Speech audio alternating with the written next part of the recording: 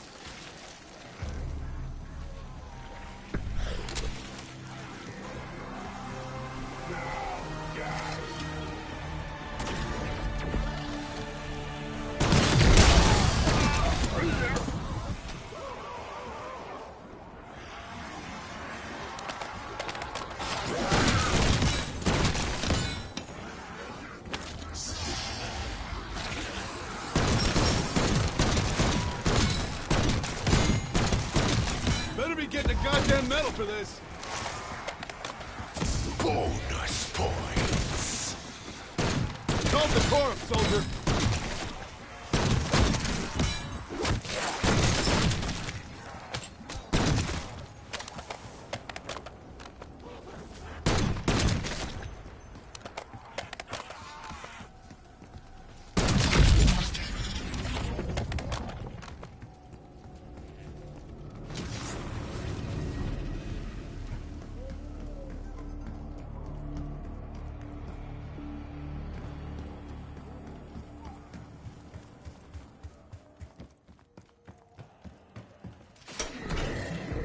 That's gonna attract some attention. Keep the hostiles clear. We need to build pressure behind that dog.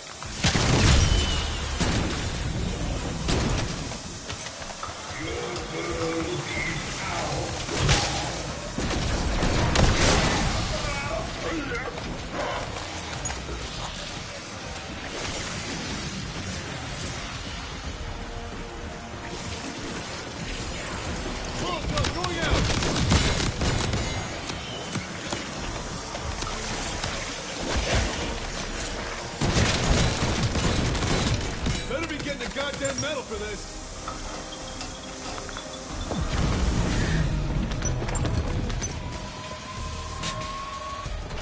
One more item crossed off the shopping list. This better be worth it.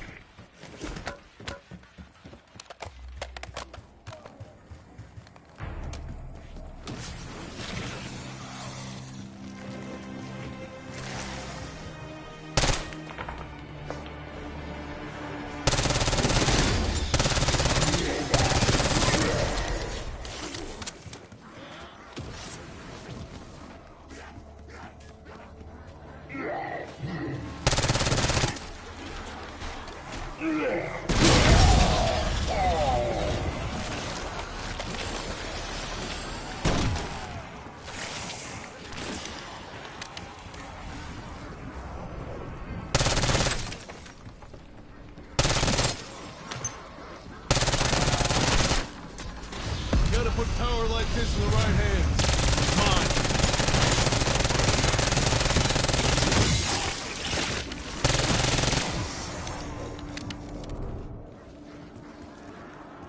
Come by an ammo mod, or I swear you'll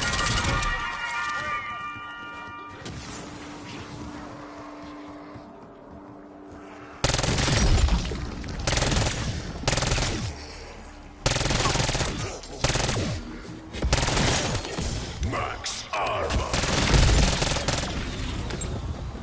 There's a special place in hell for you.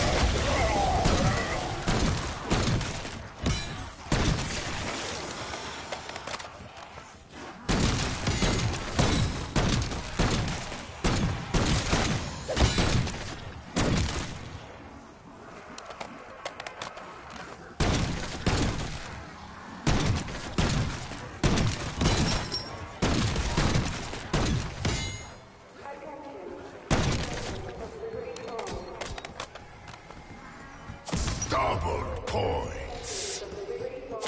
Max armor.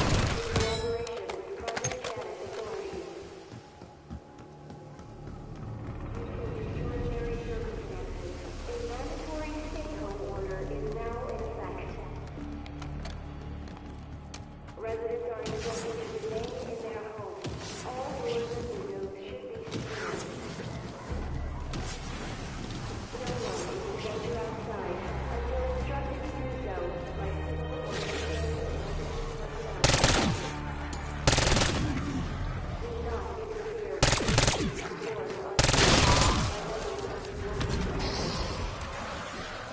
Hey yo. Sorry, I was sort of just having a silent stream for the most part. One less kill spider to worry Bonus point. about. Now they're sprouting killer frogs. Farming Kill them, scheme. little fuckers. Hold on, I gotta turn off the computer. Hold on. Sorry about that.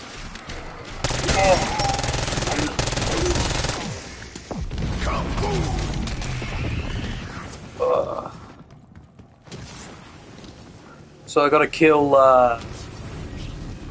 manglers basically.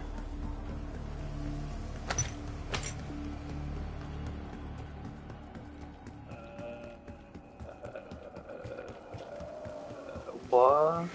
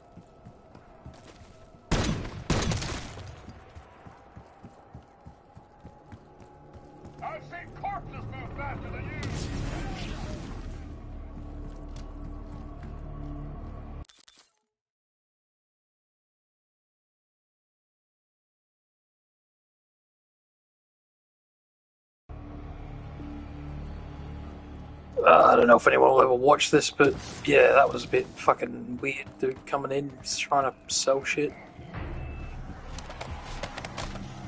If I've never had that happen before, now I'm wondering if it's because I put down that it's my birthday, and so this fuck stain is just looking for people who have birthdays or something. I don't know.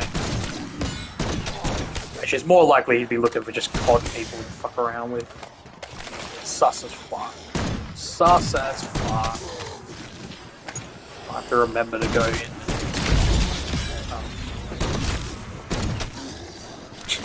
Remove those comments. Block that fucker. Report him.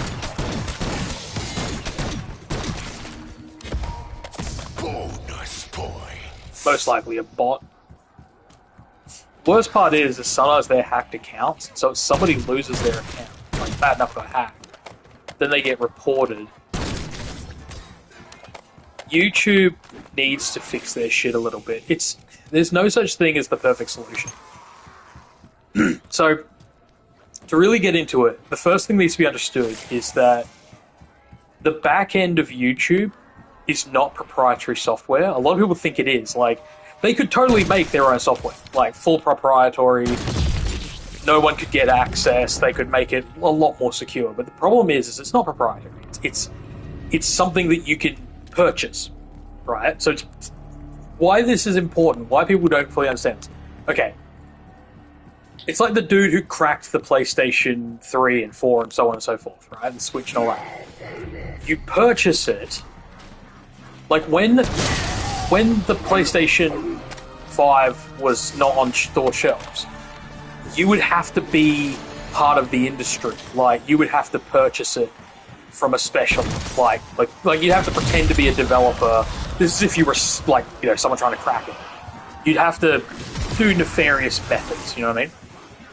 But once it's out in the open, once it's on store shelves, that's the point where it's vulnerable, because someone can grab it, they can pull it apart, they can go through, they can start, you know, compiling and decompiling, all that good nooch, you know. Like, I'm not a fucking hacker by any stretch of the imagination. Some of the words I'm using are probably just buzzwords. You get the point. You can take it apart and then you can, you know, figure it out. You might find that there's something that's, you know... A good example of this is the original Nintendo cartridges, right? It was discovered by certain individuals that what would happen is that they would send... So, as soon as you connected it, put a cartridge in, it would go in and check that the cartridge was official. Then it would begin loading the game, right? So if you had a non-official Nintendo cartridge that didn't have the lockout chip in it, you couldn't play the game. But here's the thing. The circuit that went up to check the lockout chip was a specific circuit, okay, or a specific connection. So if you ever had an original Nintendo Entertainment System, the original, you know, 1980s fucking console, there were these cartridges, like bootleg, well, not bootleg, but like, you know, non-official cartridges, where you had to plug in any game, as long as it was, you know, your region, and you could bypass the lockout chip. All it did, all that whole long cartridge thing that you shoved into the console, you can Google this, by the way, the entire thing had just one wire running through it, right? That's all it had. It would run to the one connecting pin on the official cartridge, and all that controlled was check that this is the official cartridge, right? So it's to put it into context, it's like finding out that there's one door to a building that has a guard behind it. And as long as you just connect your building to that guard, everyone will be like, oh yeah, that's the guard for that building. I mean, it doesn't really work, actually, now I think about it. It's a bad analogy. Coming off the top of my head. But the point is that, yeah, it's like... It's just, yeah, it all that system did was check that it was the game. Then when it went to load the game, it would load from the other pins on the cartridge. And so you just had whatever game you wanted, right? Because they pulled apart the Nintendo, found the lockout chip, tracked back the wire, and said, oh, wow, this is an extremely easy system to bypass. So coming back to Google, Google could be proprietary, right? But they've chosen not to be. They've decided, no, we're going to pay for someone else to build this, right? Like, we we're going to take an already existing platform, an already existing base, and we're going to put an extremely, like a targetable system. If you've ever heard the bullshit about Macintosh, oh, Macintosh doesn't have viruses. Absolute fucking tosh, right? Like, there's any fucking computer system can get a virus. Like, the idea that Macintoshes, i.e. Apple, right? But this was back when Apple came out. It was one of their selling points, constantly about, oh, we don't have problems with viruses. Complete fucking bullshit, 100%. Not even like half a joke. There are people to this day who still try to tell me that you could get a virus on a Macintosh. I then literally just say, Google Macintosh virus attacks. Oh, look at all those countless fucking computer systems and people. There was like fucking, was it Pixar? It was one of the animation studios. Could have been DreamWorks. It was either DreamWorks or Pixar or one of them, one of those kinds of companies, right? They got hacked, right? They got a virus put on their computer that tried to dig in and find their financial records and stuff and send it off. Because everything's there. The problem is that when you have 95% of the market is Windows and 5% of the market is Macintosh, it wasn't that low, but just fucking go with me. Even if it's 20%, you're an asshole who wants to build a virus to fuck with as many people as possible. Are you going to go to a house? Like, pretend you've actually got, like, a virus, right? Like, you've got fucking Ebola. Yeah, you know which virus I was going to say, but I'm not going to fucking say it. Who gets fucking shit. And I'm someone who can actually get offended. But anyway, the point is that I've got Ebola, right? And I'm some evil, nasty fucking sack of shit, and I want to infect as many people as possible. Am I going to go into the Windows building, which has 50 million people on it? Or am I going to go into the Macintosh building where it's got 500,000? Yeah, it's not a fucking, like, you know, hard decision to make. Right? That's the point.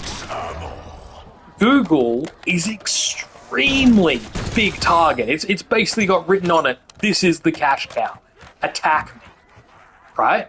Now, I'm not saying that you can't use proprietary software. There's nothing wrong with that specifically. The problem is that it only gets its backend updated when the company that owns the backend gives a shit to update it. Now, Google can contact them and say, hey, we're having vulnerability problems, can you help us out with that? And the company will be like, oh yeah, sure, cool. You know, I know that you've paid us and that we've got a big customer and all the rest of it, but that's going to be $50,000 or $50 million or $500 million or whatever the fuck, you know, whatever. So they're not really saving money. Like, that's actually the joke. It's like, oh, we save money doing it this way. No, you fucking don't. Because when a massive exploit comes out, like an exploit that just, like, affects Mr. Beast or fucking, you know, whoever the fucking biggest YouTubers are, right?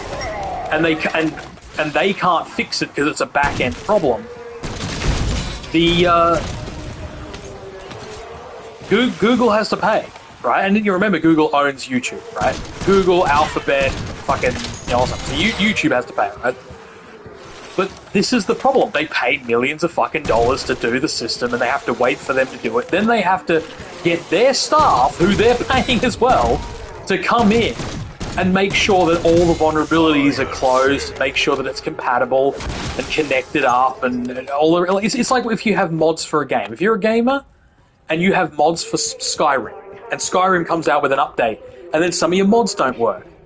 That's what YouTube has to do. So they're paying just as much fucking money for a system. But here's what I mean by why it's a problem. Okay. There are hackers who, either using stolen money or being in the industry or whatever, it doesn't fucking matter, they have gotten a hold of the back-end program. And those people have gone through it line by fucking line, right? Like, they haven't each of them gone from line to line. Each of them's gone, hey, like, these are fucking clusters, man. So, to give you a good example, when they cracked the, which system was it? Give me a second.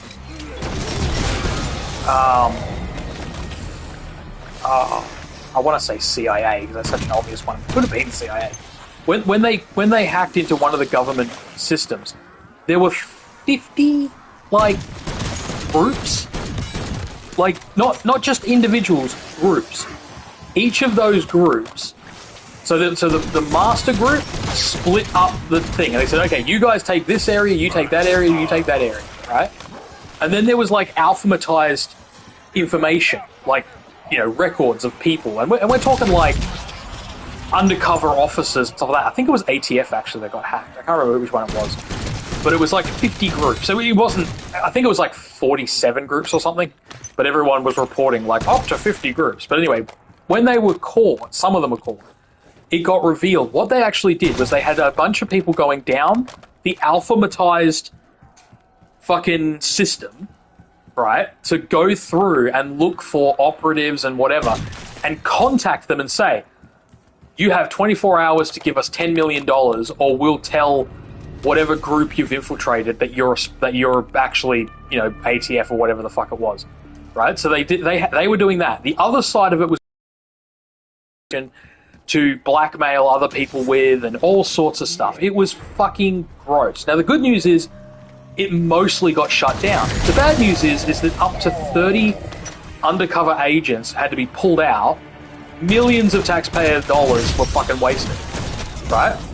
But the thing is that, yeah, they split it up between different groups. You go through this information, you go through this information.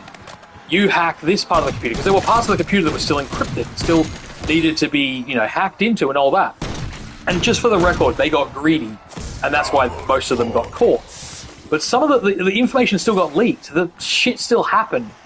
You know, people who were undercover, and not even just undercover, like, you know, information on, you know, fucking known criminals and shit was spread. And so those criminals knew they were being monitored, and so it broke operations. It just fucked things up. It made the world a worse place. But they don't care. They just want money. They're fucking hackers. I mean, half of them were, you know, in... Like, I think 3 of them were in America, and the rest were all over the world. Like, all over the place. These groups of people, they just release shit or sell shit or whatever, but if they can get a hold of the back end of the system... This is why, whenever you hear about someone's channels being wiped, the reason it's so easy to do, why they can do it with basic scripting, maybe not basic scripting, but well, basically is basic scripting, is because they have picked this apart for years. They know the back end. So you know when you have your security protocols and all the rest of it, like try to imagine it like this.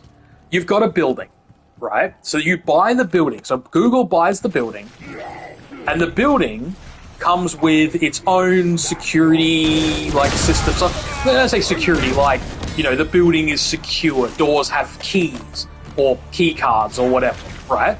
Like, basic stuff that buildings have. You wouldn't realize this, but, like, I shouldn't say you should. Most people should know this, but a lot of people fucking don't. But, yeah, the building itself. So let's say that building is owned by John, right? Like, you know, Johnny Big Building Business. I don't know, that's stupid, but... Yeah, Johnny B, the businessman, right? He owns the building, right? So when he builds the building, he doesn't know who his client's going to be.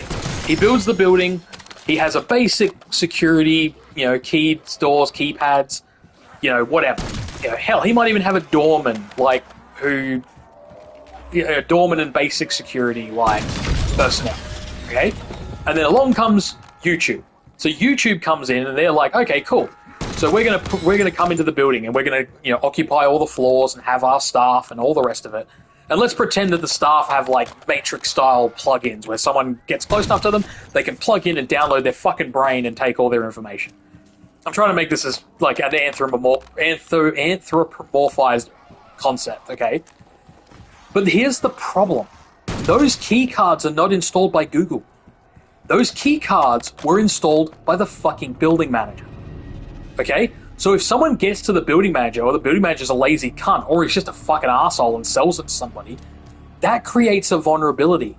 And this is well fucking known that the company that makes the back end, they have issues. Like, considering how fucking hacked they've been and all sorts of it, it's fucked up. I don't even know their name. Like, I've tried looking into it, and it probably would come up if I put in the right keywords, but yeah, I've tried to. But basically, there are vulnerabilities that are beyond the control of Google, right?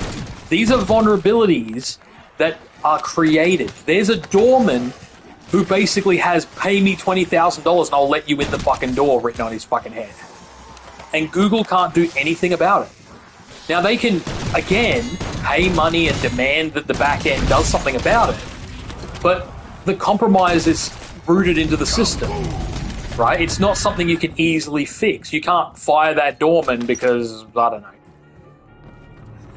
The problem could be fixed, but it would require like a complete fucking overhaul of the system. And this company's not willing to do it. And Google doesn't want that, because if they do a complete overhaul, it fucks with the security systems already in place by Google. So all this 2FA and all the rest of it, two-factor authentication, by the way, all of that stuff is all well and good. It's fantastic. It's great. It works some of the time. But if you literally have a key card that just bypasses the whole thing, you don't need to worry about 2FA if you just log into the back end of the account. And that's what they do. That's the fucked up part about Google and YouTube and shit. The people who are the proper hacks that happen, the crypto scams at the moment that are happening because these people have back-end access. They're walking in through the basement with full access to the building because the 2FA only exists at the front door. And this is why, I mean, by the way, I'm oversimplifying a massively complicated way that these systems work. But that's the point. When you can simplify it like this, fuck Google and YouTube and everything else. So what happens is that, but you may say to yourself, okay, so what can they do? Just give me 2 seconds, I gotta take a wheeze.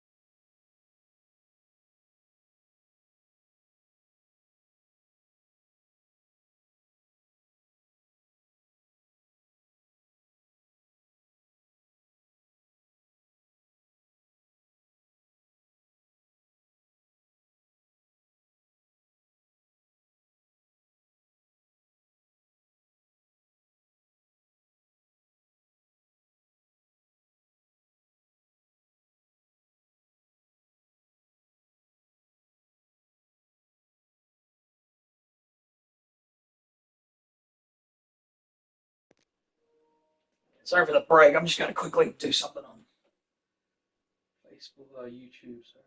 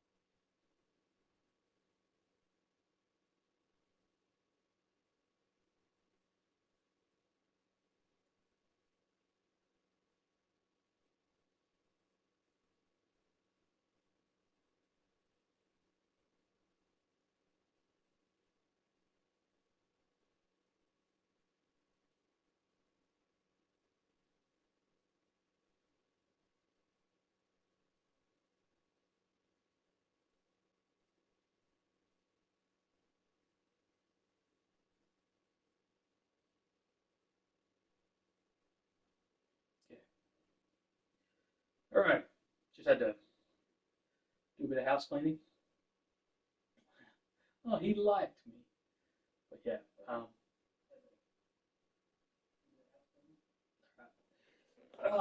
right. So Basically, here's the deal. If you've ever seen a channel get crypto hacked, it happens in about a minute. Okay?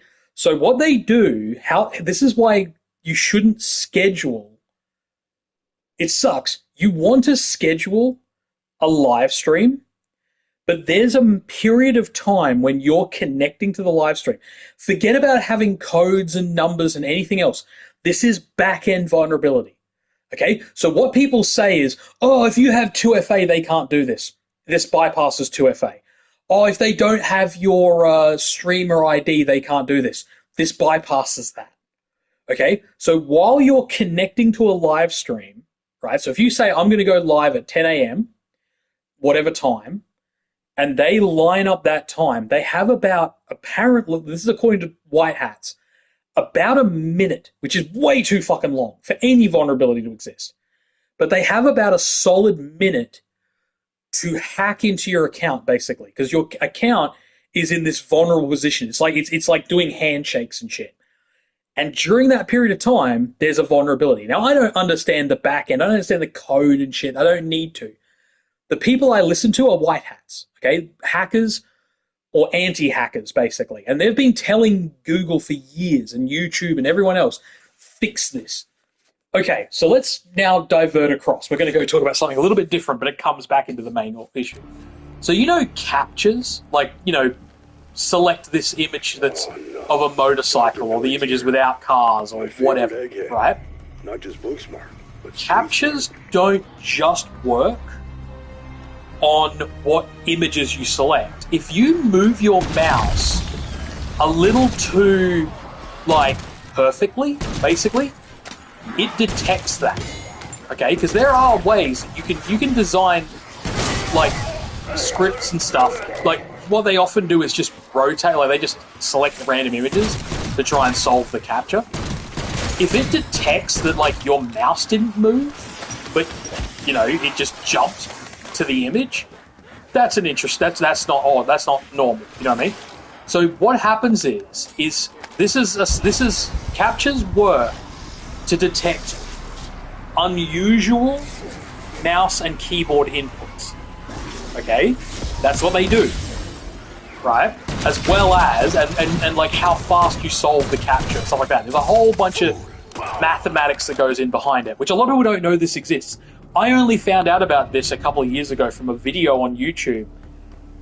And it was a guy who works with these systems. He said, yeah, it's people think that a capture is this really simple system, and it is. But it's actually got a lot of complexity behind it to detect if a robot is trying to do it. The reason you'll sometimes get multiple captures or get into what's called a capture loop is because it will think that your motions aren't natural. And that could be even just because you have a bad connection, which makes it makes it look like your mouse is jumping around the screen, which is what would happen if it was like... Touch screens used to make this happen all the time because capture technology had a little bit of a period of time where they forgot that people are using touch screens, so there's no mouse mouse movements.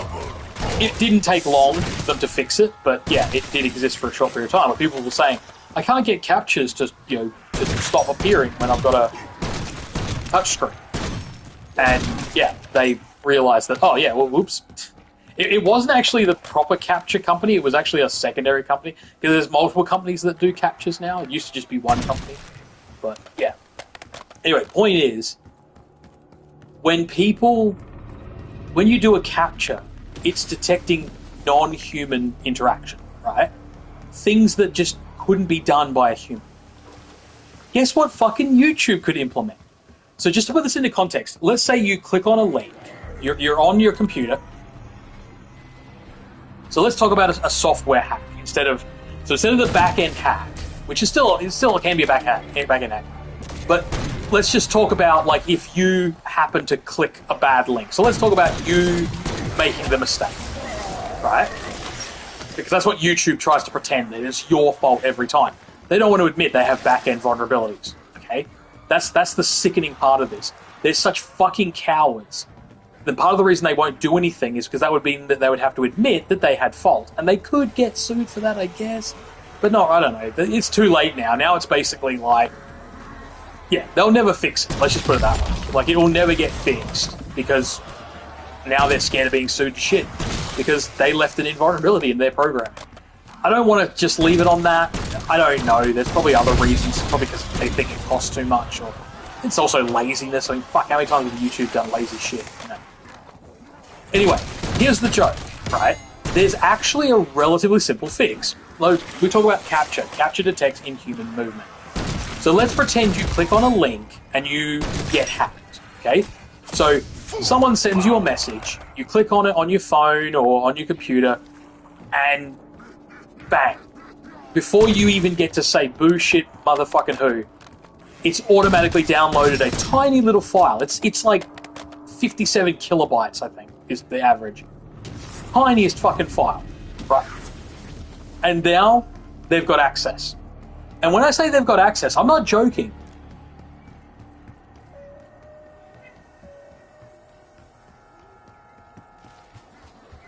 Oh, crazy kid. Anyway, so what happens is that these the people that have the so they get into your account, right? They get in your file. They then just run scripts, okay? So the script goes in and automatically deletes all of your videos, starts a stream, changes your channel name and your pictures, right? All within like 30 seconds this happens, right? Within a minute to 3 minutes, depending on connection and stuff like that, they will completely replace your channel with a restream. This is why it like looks weird, because it's a restream. That's why people say, oh, my favorite hacker got hacked an hour ago, but the stream says that it's been going for 10 hours. So yes, because the original stream that it's restreaming started 10 hours ago, or 10 days ago, 10 months ago, or whenever the fuck it started, right? The stream itself on that channel started, you know, an hour ago when the hack happened. But yeah, here's the deal. YouTube could 100 bajillion% have a system that tracks a 30-second hack, a minute hack. To put it into this context, white hats have done this where they've manually, as quickly as they can, like basically speed run deleting an account. Okay, so they set up an account, put a whole bunch of 1-hour videos onto the account,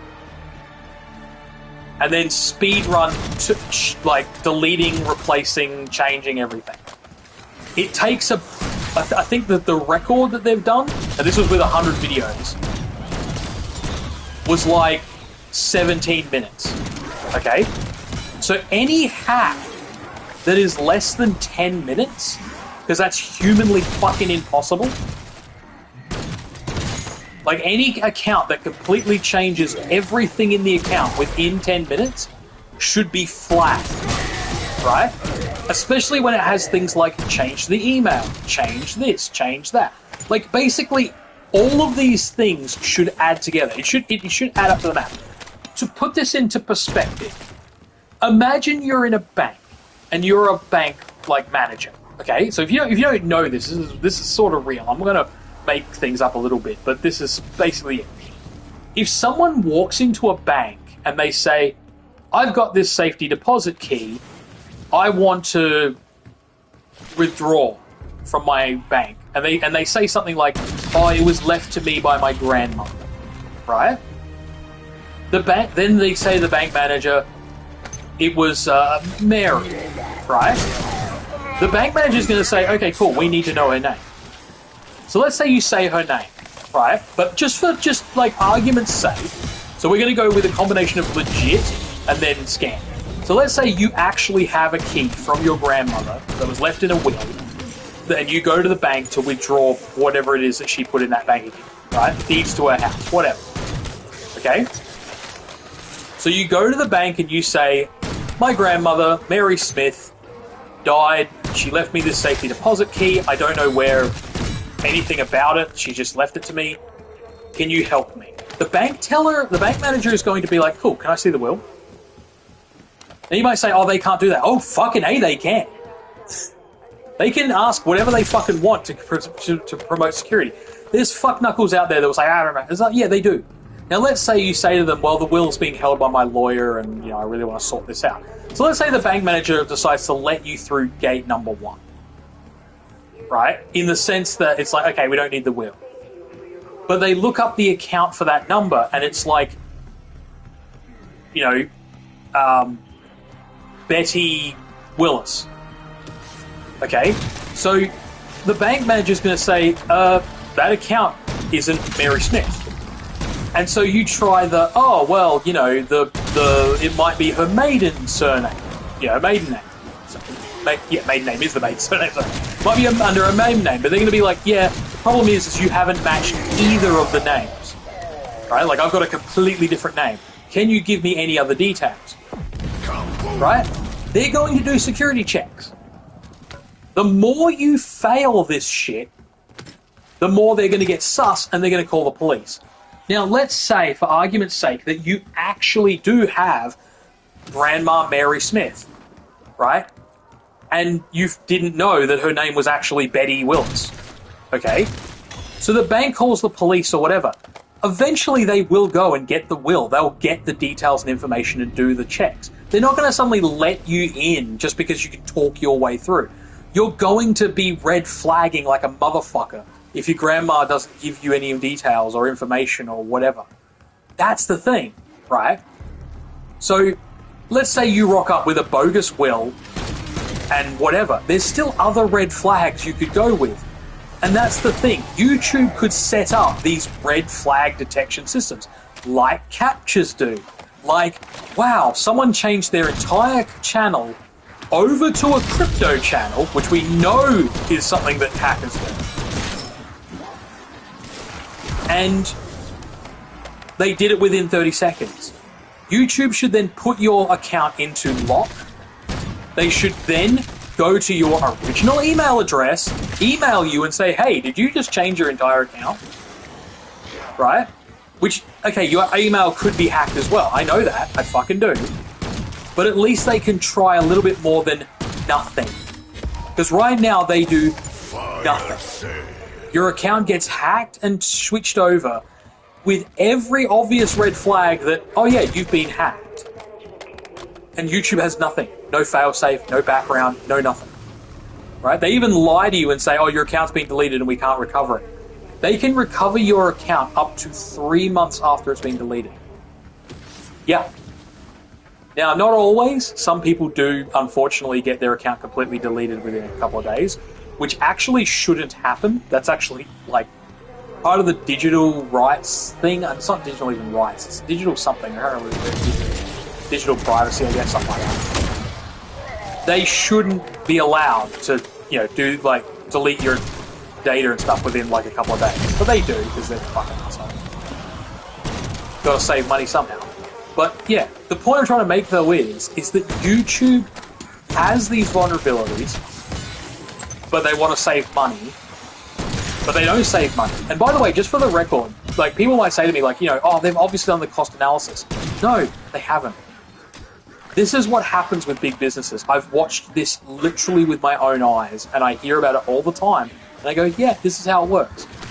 So I worked for a company a few years back, milk company. And they were really, really proud that they had saved annually $2 million. This guy who changed the system, he took out this and he did this and, oh, we're saving $2 million. Then, I'm not even kidding, the same fucking people 3 months later were like, hey, we're losing $2 million on this other part of the company. Right? And we're confused. The guy just diverted assets from one side of the company to the other, and they didn't figure out. One says $2 million up, one says $2 million down. The annual says no change. But they're so busy patting themselves on the back for the $2 million saved. It's like all you did was move one thing to another. Which comes back to what happens with this. They go, oh, we're expanding our security department. Right? So they go and spend $60 million or $500 million or whatever fucking crazy amount that, YouTube spends. But then they pat themselves on the back when they save $2 million on on fucking like something else, like on not having like programs, like in-house programs. Oh, we're just going to get interns and shit. So they get interns, they make loopholes like there's no fucking tomorrow. Their security division is expanded by $500 million. Then they've got to pay them to come in on emergency call-outs, which then adds up to another, few $1 million. Like, let me give a better example. Okay, I watched this at a petrol station. I was talking to the guy about it. I said, your petrol station has the... What happens? How much money do you lose, average, when there's a glitch with your fuel prices? And he said, oh, we have to basically shut down.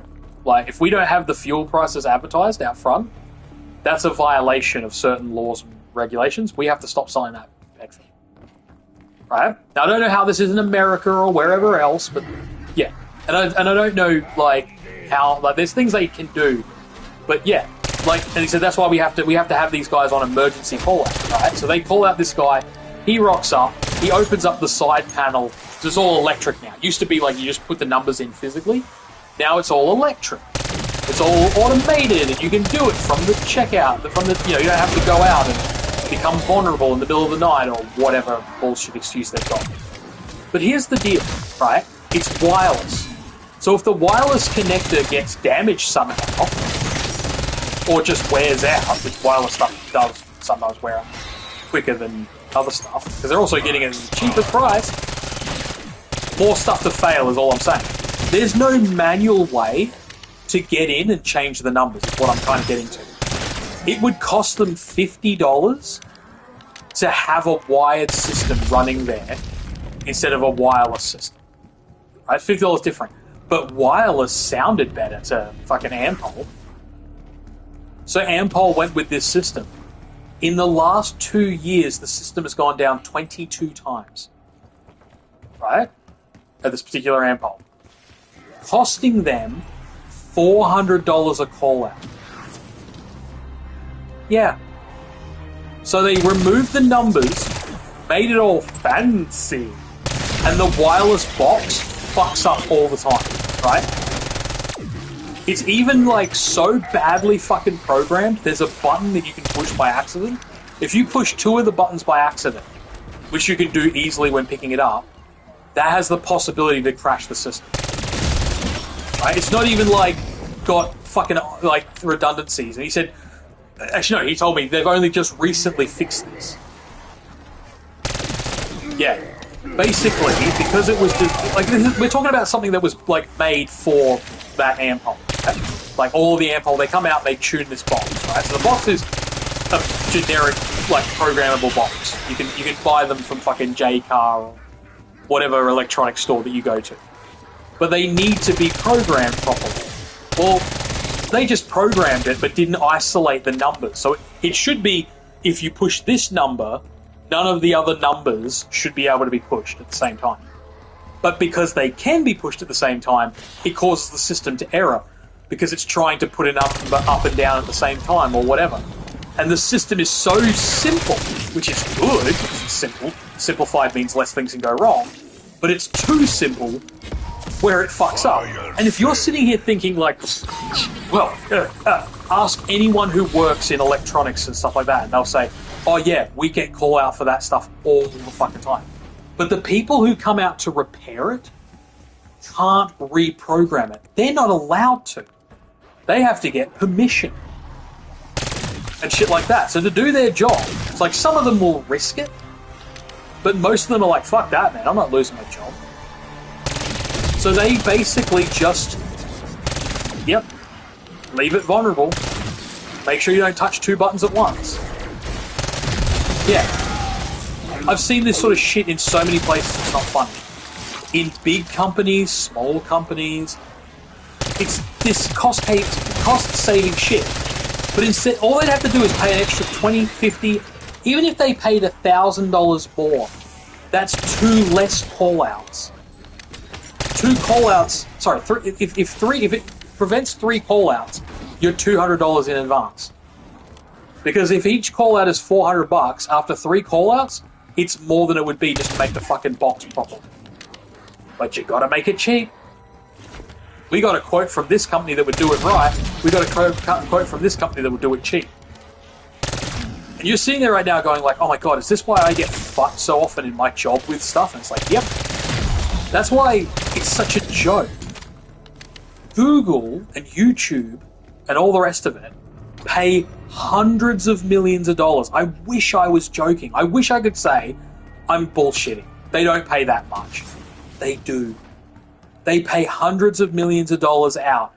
Banks is a classic example. When banks switch to this new like PayWave system, they have had to pay out billions of dollars, hundreds of millions of dollars, because people just steal your card and then go do small purchases, just waving your card.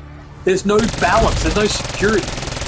Right? Now they say, oh, we make more money than we lose and whatever. Maybe they do. But as much as I love PayWave, it's so fucking vulnerable. Right? They can talk about, oh, they can't take hundreds of dollars. A lot of these people know that. They can't take hundreds of dollars anyway. But they can just PayWave a bunch of stuff. And this is what they do. They PayWave, make a receipt, go back, cash out the receipt. It's a system, you know, and you can talk about all the people who get caught. For every person who gets caught, there's at least 5 or 6 that don't. You know what I mean? And it's like, this is the thing. There's vulnerabilities in big companies. And I'm not saying that it's easy to solve all these issues. Do not get me wrong. I'm not here to say, oh, I've got all the solutions. I don't. But with some stuff, there are solutions. Or at least, you know, ways you can help to get people's shit back. Like, the truth of the matter is, because the back end is what's being hacked in many of these cases with YouTube, they can't stop it. YouTube is literally unable to stop this from happening. Right? This isn't a case of, like, again, it's not a case of, oh, they have to do more. No, there's nothing they can do. Right? In order to save money, they got proprietary software. Sorry, non-proprietary software, off-the-shelf software. And when I say off-the-shelf software, let me explain.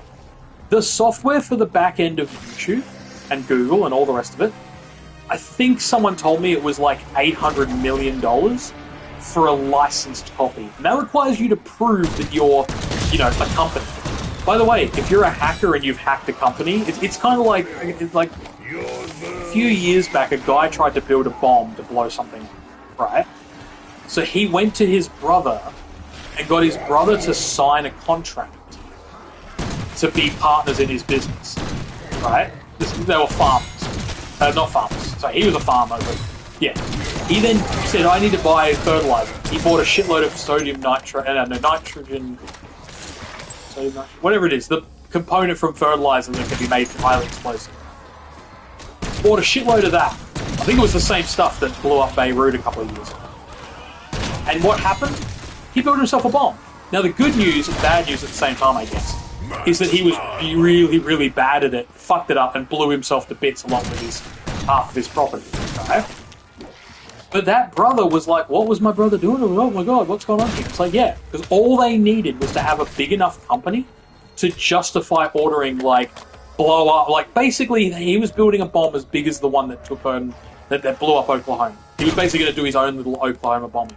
They're not even sure what his target was. All they know is that he fucked it up, blew himself to bits, and yeah, like, he hated the government and everyone in between. He was like a massive conspiracy fuckstain. Now, that's the thing, right? Hackers can hack into these companies. Now, I'm just going to be clear here. Since that farm exploded, and I mean, it exploded back in like 1999. This is an old story, by the way, right? There's much more stringent protections in place on this sort of stuff. Whether it works or not, I don't know. There hasn't been many bombings like that, so it seems to be working. But the point I'm trying to make here isn't that, you know, the bombing, you know, my point I'm trying to make is that, without trying to sound too conspiracy, is that in order to buy a licensed version, it's not cheap. But if you're literally stealing money from other people and all the rest of it, also, the proprietary software, companies have bought it. Like, I'm trying to remember the name of the company. It's like, I think it's one of the gas companies or something. They use the same back end that's used by Google, right? Because it's basically an online portal setup system. Google just uses a part of it, right? They don't use all of the aspects of it. The software can do a lot more than just, like, whatever. Like, you know, handle Google or whatever. But that's the thing, yeah. It's because it's not proprietary. Anyone can buy it if they've got enough money, or it's an account. How they think they got a copy of it, because everyone's like, basically, Google and the rest of it is like, oh, it's $800 million. No one can afford that, or how much it is. I can't remember how much it is. It's I don't think it's $1 billion, but I know it's close to, like, it's an extremely, like, as I said, we're talking about, like, it's like the back end for banks. Yeah, all the banks use the same system. It's not $50 to buy it. And again, the software's only worth, like, $100,000 or whatever. It's the license that's expensive, right? It's the license which protects it.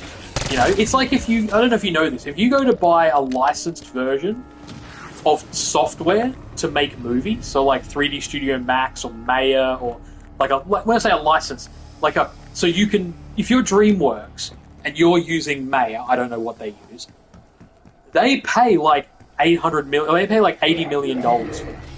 I think it's 80. Yeah. And that's so that they can use it to make movies and shit. Okay? For you to buy a student copy is like $3,000, right?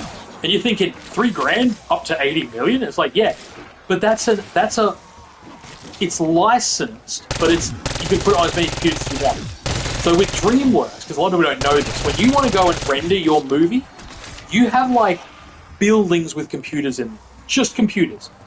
To render a movie takes months. And it can, and each, like, just 1 minute of animation can take, like, 3 days, right? With 80 computers.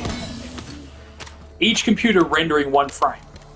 Now, you're probably sitting there right now going, like, oh, and then you go and look it up and you Google it and you're like, oh my god, it's even worse than I just said. That's me using numbers from back when I was doing this in the early fucking 2000s. And just for the record, it's got worse. Like, computers might have gotten more powerful, but rendering times don't suddenly just go down, like, you know. I know they're a lot better, but yeah, when you and remember, they're doing movies in 4 fucking K. 4 fucking K at 120 frames. You know what I mean? Or in some cases, 256 frames. And even if they're doing it at 60 frames, but if they're not, because I'm talking about doing a master render, not just some fucking dinky render for some fucking DVD. I'm talking about the master render that they then copy off to a fucking 100 copies, 1,000 copies for cinemas, or sorry, 30,000 copies for cinemas around the world. Later on, they then take that master copy and downgrade it to 4K for 4K. Well, yeah, because they do it at more than 4K, actually. They do it at 6.4K, I think it is. Might even be 8K they do it at now, but yeah. As I said, they've got like 80, 90, 100, 500 computers, whatever the fuck they can get. Each of those computers has to be licensed to run the software. You don't just go, oh, hey, I'm DreamWorks. Yeah. They've got to buy, so if each of those copies is $80,000, and you got 100 computers, what's that become? Yeah. But they're not $80,000, because I know for a fact that Maya Unlicensed is not that. It's. I know someone who had a copy of it just for one computer, just for his own person, and he had it for a business. Sorry, it was a 3-copy deal that the company he worked for, and they were They were making animations.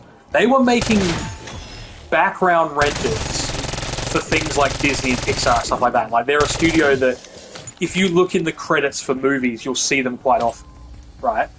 They, like, when they say, like, some of the companies that did animation work, they said all they do is do backgrounds. So they get given an image, and then their job is to match the image movements so that they can be pre-rendered, so that they can be combined in the master for, is it even called master copy anymore? I'm not even sure. Someone's going to go over and go, oh no, they call it something else now. And I'm like, I'm pretty sure they called it master copy. It was 20 years ago when I fucking did my course.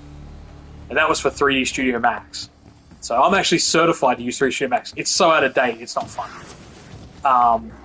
But yeah, it's fucking nuts. And sorry, it was a three contract. That was 800,000, I think he said. Now he could have been bullshitting me, and prices could have come down. I don't fucking know. I know Blender exists. I know they're making movies with Blender. But yeah, the point I'm trying to make here is it's big fucking dollars, right? And people don't even begin to imagine. Like, it's like if you go, have you ever gone into Adobe and looked at like how much it costs for business? It's like 20,000, 30,000, 300,000, shit like that. Yeah, go to the website for fucking Photoshop, like Adobe, and then click on the business tab and start looking at prices. And you'll just be like, your jaw should hit the fucking floor when you're like, oh my god. Yeah, tens of thousands of dollars for a single fucking license. And it has watermark. Or like, no, so that's for no watermark and a few bits and pieces. It's just fucking, yeah. Anyway, I'm rambling on. And I probably got the numbers wrong. I haven't looked at it in a long time.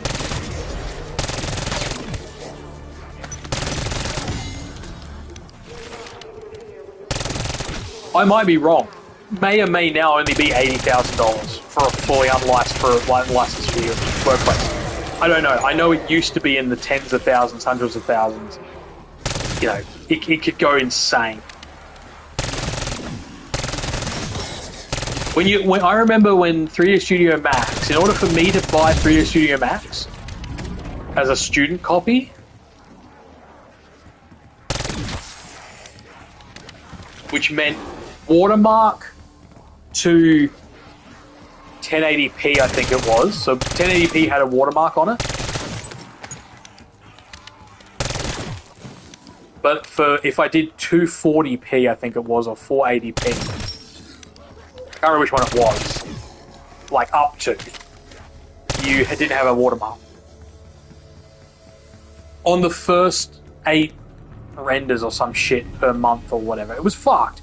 Because if you rendered something and it was wrong, if you had an error, you've used one of your renders. You've used one of your render periods. Too bad. Actually, I think you could still preview it, and then it wouldn't work. It wouldn't like there was export. You could only view it in program. I can't remember how it worked exactly. It was a whole bunch of shit. But yeah, I think you could review in program, and then once you were sure that it was fine, then you could do it, and it would re-render. It would go through and remove the watermark or whatever the fuck it did. I can't remember how it all worked. But yeah.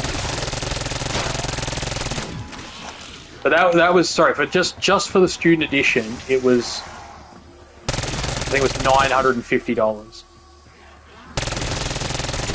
of 3D Studio Max, which I don't even know if 3D Studio Max still exists. 3D Studio Max was used for a whole bunch of movies and stuff. It was used by Disney, I know that much. At least part of Disney. Yeah. And then to get a basic license was like $3,000, I think it was. And that still wasn't unlimited. You know? It's fucking, this shit's crazy. You know? But that's the thing. People who've never done anything with this have no fucking clue. Software just gets just crazy fucking costs. And I get it. It's million, like, for YouTube to make its own back end would be in the hundreds of millions. Like, there's just no doubt about it. Right? And we're talking about paying people to build it. We're talking about, you know, it would take months, years. So I get the saving time and saving money and whatever, but it just doesn't work in practice, right? Because you got to remember, the back end is being used by so many different companies. companies that want it for different reasons.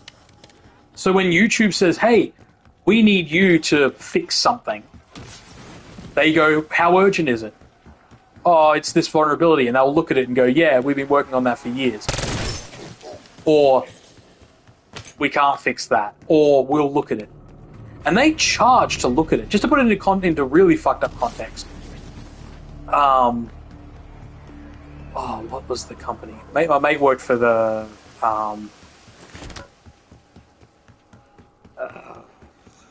actually, I shouldn't say the company name now I think about it. But my mate worked for a company a few years back. And they had problems with a vulnerability in their system.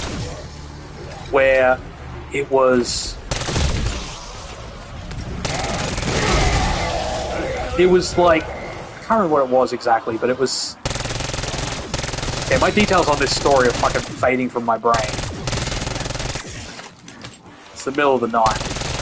Yeah, he was working for this company, and they had this problem with the system, and they kept contacting them, but it was $500 to make a request or whatever the fuck it was.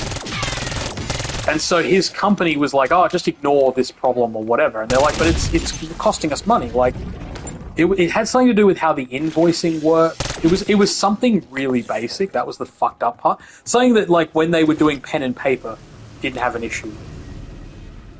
Oh, let's go with computers. And I'm talking about, like, 20 fucking years ago. It wasn't that he was against computers. He's like, why the fuck did we install this program that has this level of vulnerability? And when I say it was vulnerability, it wasn't vulnerability from attack. This is where I'm using the word a bit too liberally. Vulnerability can also mean, just like, as I said before, someone pushes the wrong button. So what would happen is they had guys who were out in the field, and they would have their computers, right? So they were like, this is before touch screens and shit. They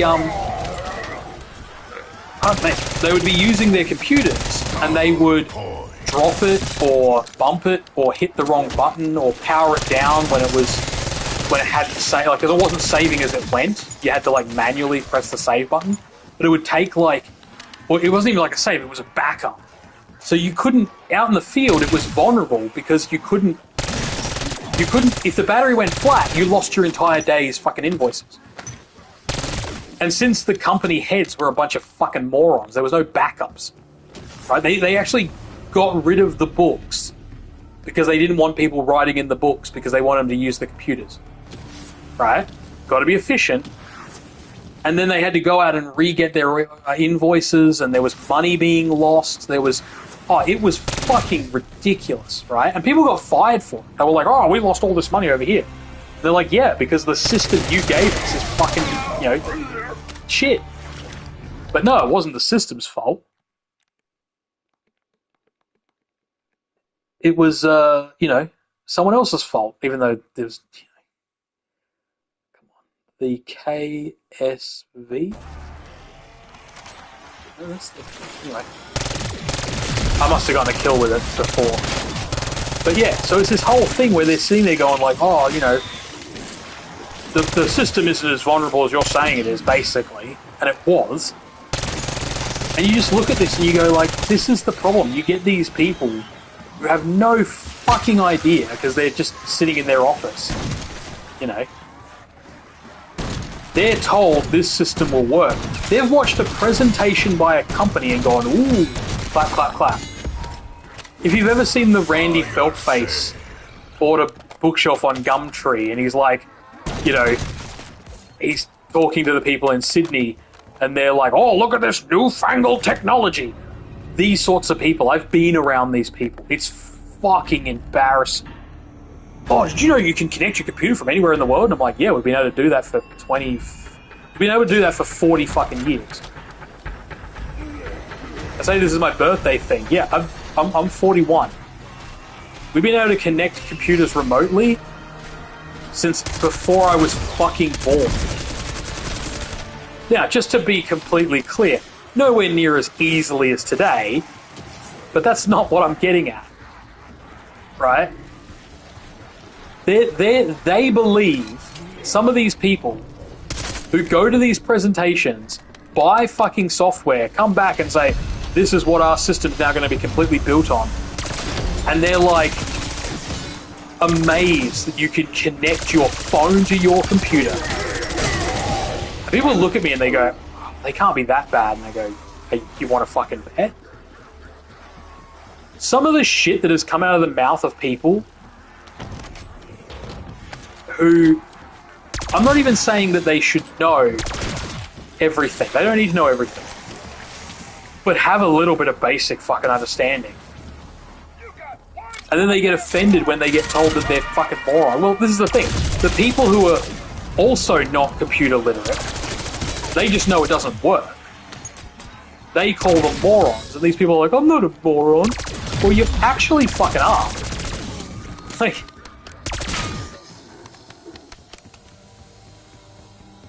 It's fucking embarrassing, eh? Right, just quickly.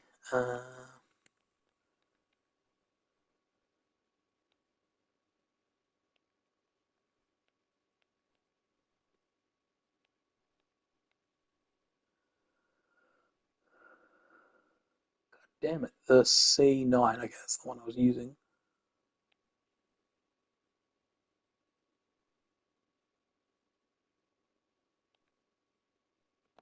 This isn't the Tanto, this is the Kubera Nakaniki. Hold on. The whole reason I swapped weapons, hold on, do it again.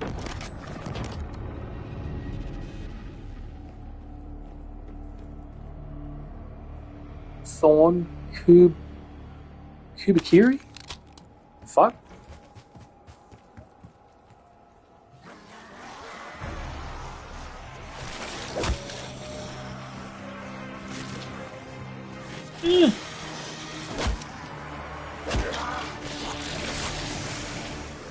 Is this not in my list? Tanto thing?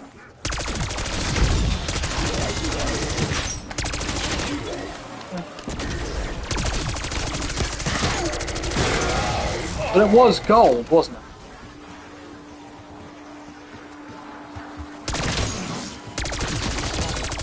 What the fuck is going on here? It's a submachine gun. Bonus point.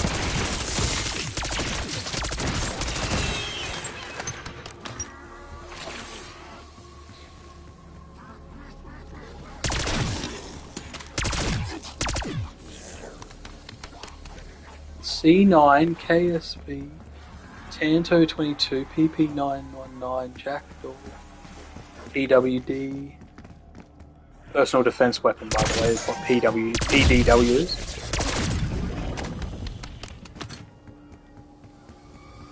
It basically means it's a gun for guards. So personal defense weapon is a weapon that's designed for basically if you're in close quarters at a door of a building or something. They're not designed for like infiltration and shit like that. That's why a lot of people like look at Poland who use the P90, which is a P90 PDW. They're actually, I say that they're mostly for actually vehicles and shit a lot of the time as well. They're designed for one-handed, hand on the steering wheel or hand on a door, or hand on the person you're defending. So PDW is like your push, like if you're a security, like a bodyguard, it's a gun that's designed to have like relatively low recoil or tucks into the arm in some way, so that you can attack while pushing your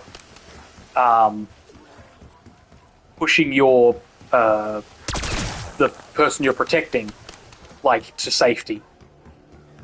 Or if you're in a vehicle, so you can like tuck it into your arm and shoot a patrol, like if you have to run through a what do you call it? If you have to go through a checkpoint, or if you're at a checkpoint and then it turns out that it's actually a fake checkpoint or something like that. It's a quick to draw, quick to shoot kind of weapon. That's the general gist of a PDW. So Like an assault rifle, which the name kind of suggests, is designed for like frontline combat, generally speaking. It doesn't mean that you can't specialize it, put different stuff on it, and use them in different ways, and that they've been used in different ways. I'm talking about, like, when it's on the fucking blueprints, and someone's like, what are we designing this for? That's what I'm talking about. Like, that's what's always funny, because people are like, I've seen someone use it on this. I'm like, oh wow, congratulations. Yeah, I know people that have used a Desert Eagle, D50, which is a 50 caliber round, to shoot rabbits, and they literally just fucking explode into little chunky kibbles. This is the guy on YouTube who was doing this until he got banned. He actually got arrested for animal cruelty. But yeah, just because you can fucking do it doesn't mean you should fucking do it. That's not what the Desert Eagle D50 was designed for. The Desert Eagle D50 was designed for infiltration. It's a literal part of the reason it's a 50 caliber is to blow holes through doors. Yeah. If you've ever wondered. It's like shotguns were originally designed for fast-moving small animals. Right? Or taking out multiple birds at once. Or multiple small animals. So shooting rabbits and shit.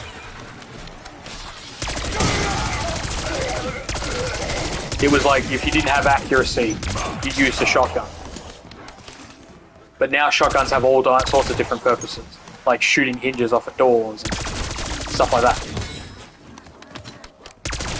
Like, I'm just saying that a PDW is escort, and... I mean, it is for defense as well. It says defense. It is for... Well, that's the thing. It's not... I keep saying personnel defense weapon. You and your charge. So if you're in a truck, as I said, approaching a checkpoint, an assault rifle's just too fucking big. You're gonna have it pressed up against the windscreen, or you're gonna catch it when you try to like poke it out the door, out the window. It's gonna get stuck on your windscreen. Whereas a P90 tucks into your arm really nice, and so you can one arm on like one hand handling the steering wheel. Because generally speaking, with checkpoints, they're just a straight through. Like, they're not curved, so you don't have to turn, you just have to control through the, you might have to dodge a person or part of a barricade or whatever. You're not doing a 90-degree turn, generally speaking. So, yeah.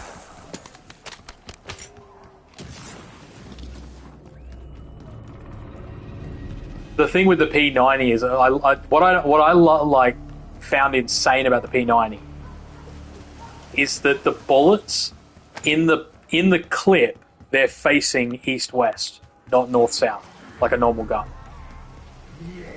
So what happens is as the bullets go up from the clip, they get spun 90 degrees to face straight and then into the barrel and then fire.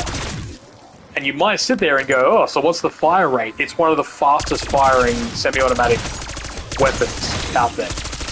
Like, it is not a fucking slow-firing gun by any stretch. But the bullets have to go on a little turntable. Once you see it, you can't unsee it. Like, there's people out there who, if they ever watch this video, would be like, bullshit. And then I'm like, cool, go look it up. And they go and look it up and they go, what the fuck?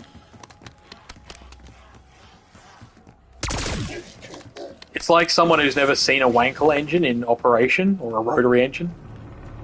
And then you show them and they go, wait, so the oil goes into the chamber. And I'm like, yep, that's why they eat through oil and eat through spark plugs. They're like, whoa. Yeah. And yet the rotary engine, like, they want to go. They're an engine that you swear there's a voice in the back of your head. Like, everyone I know who's driven a rotary, when I say, like, it just wants to go, and they go, yeah, it does. People look, go like, oh, it's just you. And I go, oh, no, trust me. Talk to anyone. Talk to a little old lady who drove her son's RX-7 because whatever, like, it was, just once, because she wanted to. And they'll say, This car is talking to me. It's telling me, go faster. Put my foot down. It's obviously not an actual fucking voice. It's a feeling. It's weird. It's people get the same thing from supercars and stuff.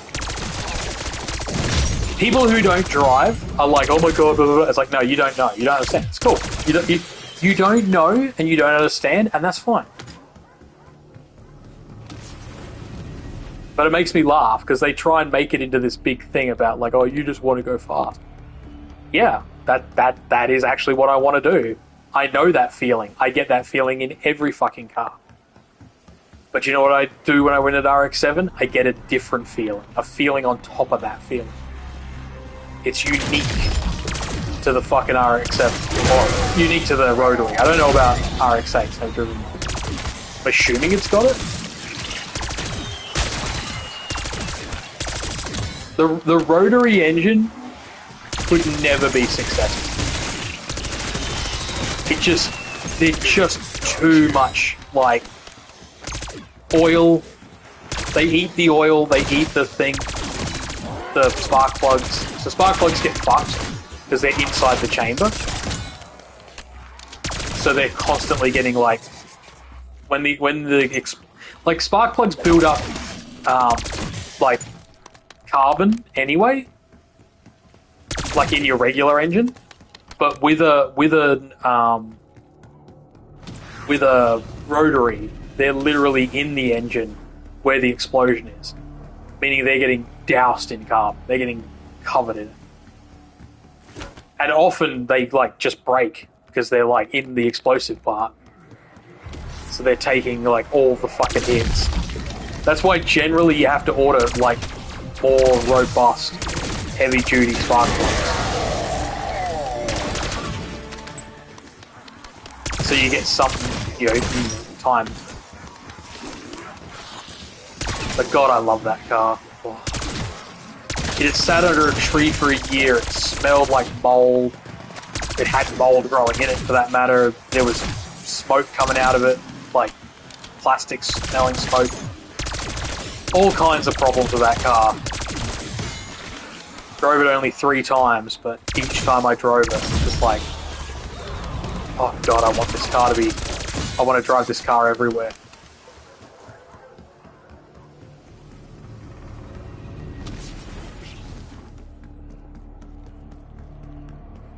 Alright, I'm ready.